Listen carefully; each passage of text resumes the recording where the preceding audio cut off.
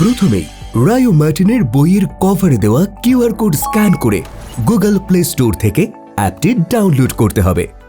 এরপর অ্যাপটি ওপেন করে রেজিস্ট্রেশন পর্ব, তারপর স্টুডেন্ট বা অন্যান্য অপশন সিলেক্ট করতে হবে। এবার পুরো নাম ও মোবাইল নাম্বার দিয়ে ক্লিক অন রেজিস্টার নাও। এরপর ক্লাস সিলেক্ট করে সেট ক্লাস আর তার সঙ্গে West Bengal board set board হিসেবে সিলেক্ট করা।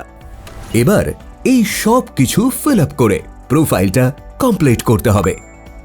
এরপর দেখো দুভাবে অ্যাপটি ইউজ করা যাবে। প্রথমত, ডাইরেক্ট কোনো সাবজেক্টে ঢুকে তার টিউটোরিয়াল সেকশন সিলেক্ট করে তারপর ইউনিট সিলেক্ট করে চ্যাপ্টার ওয়াইজ ভিডিও দেখতে পাবে। অথবা বইয়ে প্রতিটি টপিকের পাশে দেওয়া কিউআর কোডটি আমাদের অ্যাপের স্ক্যানার দিয়ে স্ক্যান করেও ডাইরেক্ট ভিডিওটি দেখা যাবে।